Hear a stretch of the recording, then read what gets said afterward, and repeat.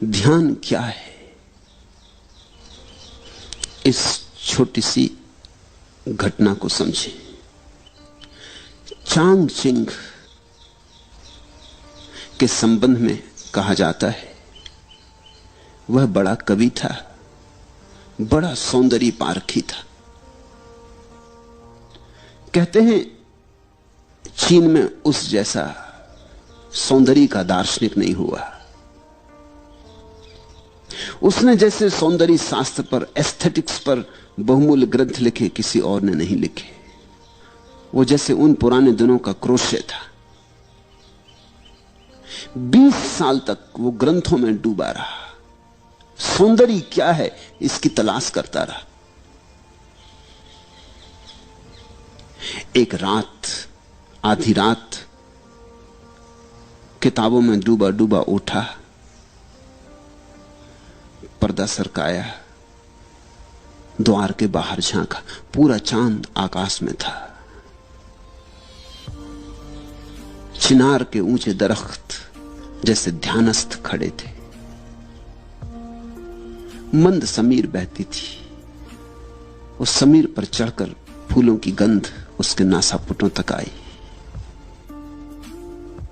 कोई एक पक्षी, जल पक्षी जोर से चीखा और उस जल पक्षी की चीख में कुछ घटित हुआ, कुछ घट गया। चांग चिंग अपने आप से ही जैसे बोला, how mistaken I was, how mistaken I was, raise the screen and see the world. कैसी मैं भूल में भरा था, कितनी भूल में था मैं। पर्दा उठाओ और जगत को देखो। 20 साल किताबों में से उसे सौंदर्य का पता न चला। पर्दा हटाया और सौंदर्य सामने खड़ा था, साक्षात। तुम पूछते हो ध्यान क्या है? ध्यान है पर्दा हटाने की कला। और यह पर्दा बाहर नहीं है, यह पर्दा तुम्हारे भीतर पड़ा, तुम्हारे अंतस्थल पर पड़ा है। ध्यान है पर्दा हटाना। पर्दा बुना है विचारों से, विचार के ताने बानों से पर्दा बुना है। अच्छे विचार, बुरे विचार, इनके ताने बाने से पर्दा बुना है। जैसे जैसे तुम विचारों के पार झांकने लगो, या विचारों को ठहराने में सफल हो जाओ, या विचारों को हटाने में सफल हो जाओ, वैसे ही ध्यान घट जाएगा। निर्विचार दशा का नाम ध्यान है। ध्यान का अर्थ है ऐसी कोई संधि भीतर, जब तुम तो हो, जगत तो है, और दोनों के बीच में विचार का पर्दा नहीं। कभी सूरज को उगते देखकर, कभी पूरे चांद को देखकर, कभी इन शांत वृक्षों को देखकर, कभी गुलमोहर के फूलों पर ध्यान करते हुए। तुम हो, गुलमोहर है, सजा दुल्हन की तरह, और बीच में कोई विचार नहीं। इतना भी विचार नहीं कि ये गुलमोहर का वृक्ष है, इतना भी विचार नहीं कि फूल सुंदर हैं, इतना भी विचार नहीं। शब्द उठ ही नहीं रहे, अवाक, मौन, स्तब्ध तुम रह गए हो। उस घड़ी का नाम ध्यान है। पहले तो क्षण क्षण को होगा, कभी कभी होगा, और जब तुम चाहोगे तब ना होगा, जब होगा तब होगा। क्योंकि ये चाह की बात नहीं, चाह में तो विचार आ गया। ये तो कभी कभी होगा। इसलिए ध्यान के संबंध में एक बात ख्याल से पकड़ लेना, खूब गहरे पकड़ लेना, ये तुम्हारी चाहत से नहीं होता है। ये इतनी बड़ी बात है कि तुम्हारी चाहत से नहीं होती, ये तो कभी कभी अनायास किसी शांत क्षण में हो जाती। तो हम करें क्या? ध्यान के लिए हम करें क्या? यही शायद तुमने पूछना चाहा कि ध्यान क्या है, कैसे करें। ध्यान के लिए हम इतना ही कर सकते हैं कि अपने को शिथिल करें, दौड़ धाप से थोड़ी देर के लिए रुक जाएं, घड़ी भर को 24 घंटे में सब आपाधापी छोड़ दें। लेके तकिया निकल गए, लेट गए लान पर, टिक गए वृक्ष के साथ, आंखें बंद कर ली, पहुंच गए नदी तट पर, लेट गए रेत में, सुनने लगे नदी की कलकल। मंदिर मस्जिद जाने को मैं कह ही नहीं रहा हूं, क्योंकि पत्थरों में कहां ध्यान। तुम जीवंत प्रकृति को खोजो। इसलिए बुद्ध ने अपने शिष्यों को कहा, जंगल चले जाओ, वहां प्रकृति नाचती चारों तरफ। 24 घंटे वहां रहोगे, कितनी देर तक बचोगे? कभी ना कभी तुम्हारे बावजूद किसी क्षण में अनायास प्रकृति तुम्हें पकड़ लेगी। एक क्षण को संस्पर्श हो जाए, एक क्षण को द्वार खुल जाए, एक क्षण को पर्दा हट जाए, तो ध्यान का पहला अनुभव हुआ। और पहले अनुभव के बाद फिर अनुभव आसान हो जाते। आसान इसलिए हो जाते कि तब तुम्हें एक बात समझ में आ जाती कि सीधे सीधे ध्यान को पाने का कोई उपाय नहीं, परोक्ष मार्ग है। तुम शिथिल रहो, आहिस्ता से चलो, आपाधापी छोड़ो। 1 घंटे के लिए कम से कम 24 घंटे में लीन हो जाओ प्रकृति में। संगीत सुनो कि पक्षियों के गीत सुनो। कुछ न हो करने को आंख बंद कर लो, अपनी सांस सुनो। बुद्ध ने तो इस पर बहुत जोर दिया, अपनी सांस को ही देखते रहो, आई गई आई गई। इसकी माला बना लो, इससे बेहतर कोई माला नहीं है। हाथ में माला लेके फेरोगे वो तो बहुत जड़ माला है। यहां जीवित श्वास चल रही, श्वास की माला फेरी जा रही। श्वास भीतर आई बाहर गई, श्वास भीतर आई बाहर गई। ये जो भीतर चक्र चल रहा है मंडल श्वास का, इसको ही देखते रहो शांत मौन से। इस पर ही टकटकी बांधे रहो और तुम हैरान हो जाओगे।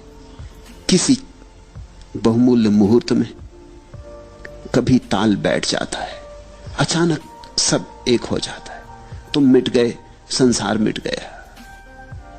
पहले पहले तो क्षण भर को ऐसी झलकें आएंगी, खो जाएंगी।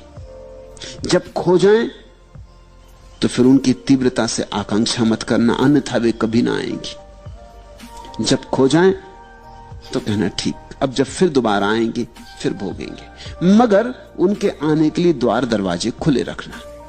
ऐसा ही समझो कि सूरज बाहर निकला है, तुम अपने कमरे में दरवाजा बंद किए बैठे हो, रोशनी भीतर नहीं आती। अब सूरज को कोई गट्ठर में बांध के भीतर लाने का उपाय भी तो नहीं है। सूरज की किरणों को कोई गाय बैल जैसा हाँक के भीतर लाने का उपाय भी तो नहीं। क्या करोगे? दरवाजा खोल दो, सूरज की किरणें अपने से भीतर आ जाती। कभी कभी रात होगी और नहीं आएंगी क्योंकि सूरज नहीं है। कभी कभी दिन होगा और आएंगी क्योंकि सूरज है। कभी कभी दिन भी होगा और बादल घिरे होंगे और नहीं आएंगे क्योंकि सूरज बादलों में ढका है। मगर कभी कभी मौके मिलेंगे जब दिन है, बादल भी नहीं है, सूरज प्रकट है, तो किरणें भीतर आएंगी। तुम ज्यादा से ज्यादा बाधा ना दो, बस इतना ही काफी है। मेरी बात को ख्याल में ले लेना। ध्यान को सीधा सीधा नहीं किया जाता, बाधा ना दो। इसलिए तो मैं कहता हूं नाचो गाओ। नाचने और गाने में तुम लीन हो जाओ। अचानक तुम पाओगे हवा की झोंके की तरह ध्यान आया, तुम्हें नहा गया, तुम्हारा रोआ रोआ पुलकित कर गया, ताजा कर गया। धीरे धीरे तुम समझने लगोगे इस कला को। ध्यान का कोई विज्ञान नहीं है, कला है। धीरे धीरे तुम समझने लगोगे कि किस घड़ियों में ध्यान घटता है। उन घड़ियों में मैं कैसे अपने को खुला छोड़ दूं। जैसे ही तुम इतनी सी बात सीख गए, तुम्हारे हाथ में कुंजी आ गई। इसे इस तरह प्रयोग करो। कभी रात नींद खुल गई है, बिस्तर पे पड़े हो, अनिद्रा के लिए परेशान मत हो। इस मौके को मत खो। ये शुभ घड़ी, सारा जगत सोया, पत्नी बच्चे सब सोए, तुम्हें मौका मिल गया। बैठ जाओ अपने बिस्तर में, रात के सन्नाटे को सुनो। ये बोलते हुए झींगर, ये रात की चुप्पी, ये सारा जगत सोया हुआ, सारा कोलाहल बंद। जरा सुन लो इसे शांति से। ये शांति तुम्हारे भीतर भी शांति को झंकारेगी। ये बाहर गूंजती हुई शांति तुम्हारे भीतर हृदय में भी गूंज पैदा करेगी, प्रतिध्वनि पैदा करेगी। जब सारा घर और सारी दुनिया सोई हो तो आधी रात चुपचाप अपने बिस्तर में बैठ जाने से ज्यादा शुभ घड़ी ध्यान के लिए खोजनी कठिन है।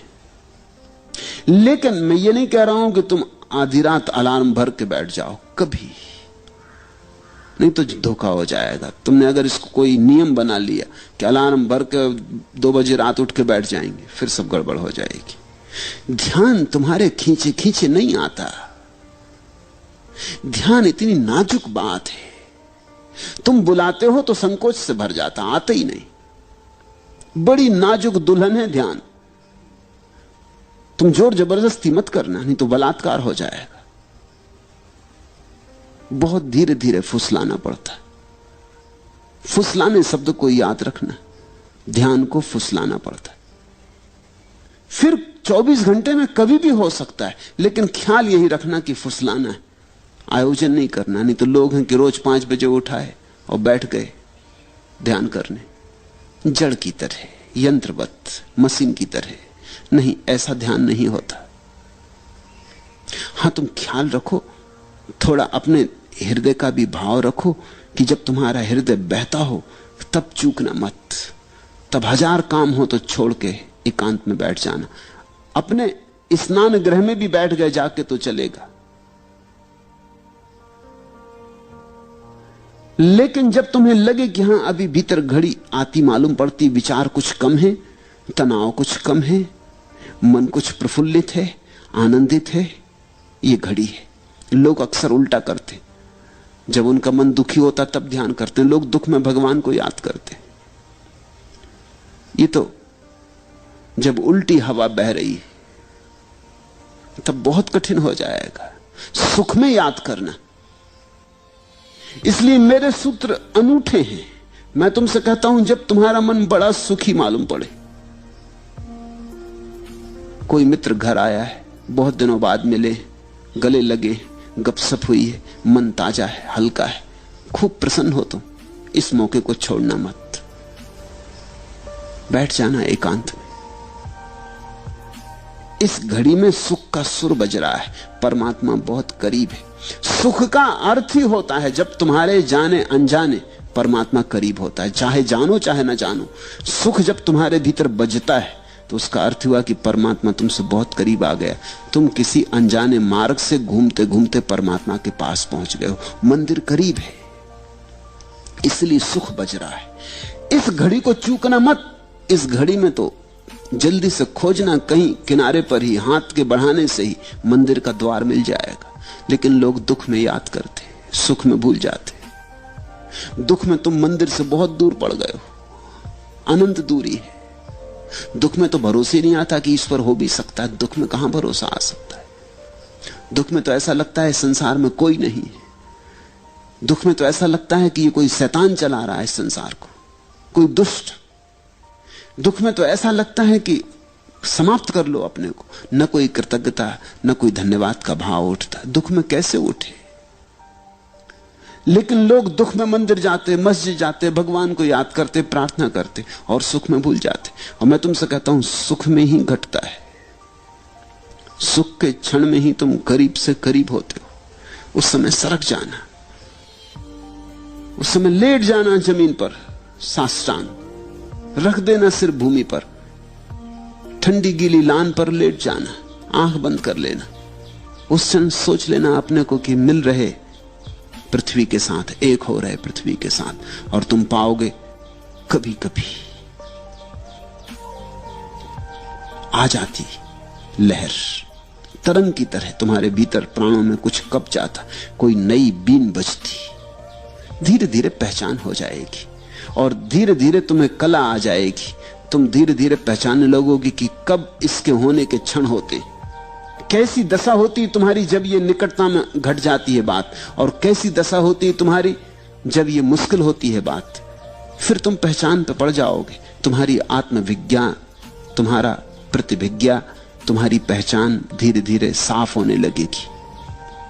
पहले तो अंधेरे में टटोलने जैसा है, मगर ध्यान घटता है।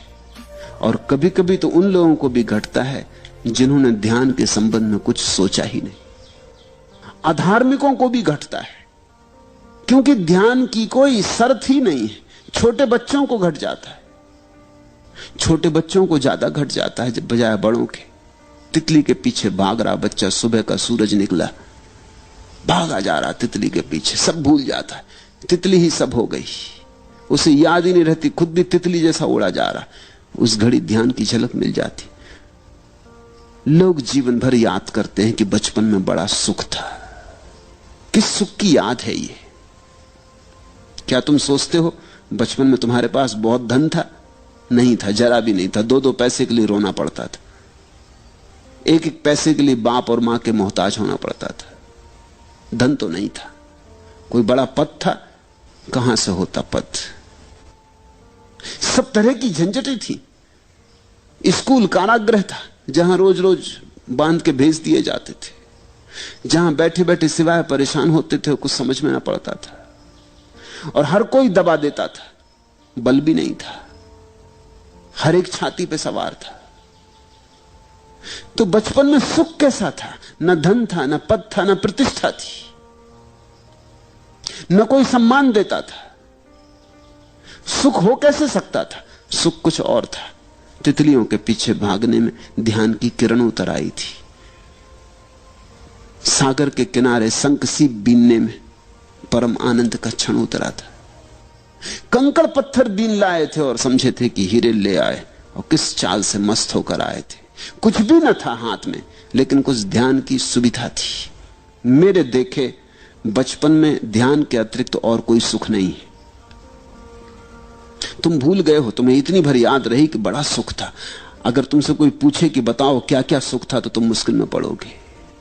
और ध्यान की तो तुम्हें याद ही नहीं, ध्यान शब्द ही अपरिचित हो गया है। बच्चे को ऐसा पता भी नहीं था कि यह ध्यान है, पर पता होने से क्या होता है? तुम्हें पता हो कि सोना है या नहीं, इससे क्या होता है? सोना सोना है। जैसे जैसे तुम बड़े होते गए, वैसे वैसे ध्यान छूटता गया, क्योंकि तुम विचारों में ज्यादा पड़ते गए। विचार का शिक्षण दिया गया है, स्कूल, कॉलेज, यूनिवर्सिटी सब विचार सिखाते। अभी तक मनुष्य जाति का ऐसा अभागापन है कि कोई विश्वविद्यालय ध्यान नहीं सिखाता। विचार, धीरे धीरे तुम विचार से भरते गए, चिंताएं चिंताएं। तुम चूक ही गए वो छोटे छोटे क्षण जब पर्दा हट जाता था, अपने से हट जाता था। तुमने देखा बच्चे कैसे प्रमुदित मालूम होते हैं, छोटे छोटे बच्चे जिनके पास कुछ भी नहीं है, कोई कारण नहीं प्रसन्न होने का, अकारण प्रसन्न है। वो अकारण प्रसन्नता ध्यान है। देखा एक छोटा बच्चा अपने झूले में पड़ा है, कुछ नहीं चूसने को अंगूठा चूस रहा है, और कैसा प्रसन्न मालूम होता। ऐसा प्रसन्न मालूम होता है कि सिकंदर भी ना रहा होगा प्रसन्न, अकबर और अशोक भी ना रहे होंगे ऐसे प्रसन्न, बड़े से बड़े साम्राज्य के मालिक ऐसे प्रसन्न ना रहे होंगे। इसके पास कुछ भी नहीं, या तो अपने हाथ का या पैर का अंगूठा डाले चूस रहा, लेकिन कुछ घट रहा है। अभी पर्दा खुला ही है, अभी विचार उठते ही नहीं, अभी भीतर की वीण बज रही है। यहूदियों में एक कथा है कि जब कोई बच्चा पैदा होता है तो देवता आते और उस बच्चे के सिर पे हाथ फेरते, ताकि वो भूल जाए उस सुख को, जो सुख परमात्मा के घर उसने जाना था। नहीं तो जिंदगी बड़ी कठिन हो जाएगी। दयावश ऐसा करते हैं, नहीं तो जिंदगी बड़ी कठिन हो जाएगी। अगर वो सुख याद रहे तो बड़ी कठिन हो जाएगी तुलना में। तुम फिर कुछ भी करो व्यर्थ मालूम पड़ेगा। धन कमाओ, पद कमाओ, सुंदर से सुंदर पत्नी और पति ले आओ, अच्छे से अच्छे बच्चे हो, बड़ा मकान हो, कार हो, कुछ भी सान न मालूम पड़ेगा अगर वो सुख याद रहे। तो यहूदी कथा कहती है कि एक देवता उतरता करुणावश और हर बच्चे के माथे पे सिर हाथ फेर देता है। उस हाथ के फेरते ही पर्दा बंद हो जाता, उसे भूल जाता परमात्मा, सुख भूल गया। फिर ये जीवन के दुखों में ही सोचने लगता है सुख होगा। उस पर्दे को से खोलना है जो देवताओं ने बंद कर दिया। मुझे तो नहीं लगता कि कोई देवता बंद करते। देवता ऐसी मूढ़ता नहीं कर सकते, लेकिन समाज बंद कर देता है। शायद कहानी उसी की सूचना दे रही। माँ बाप, परिवार, समाज, स्कूल बंद कर देते हैं, पर्दे को डाल देते हैं।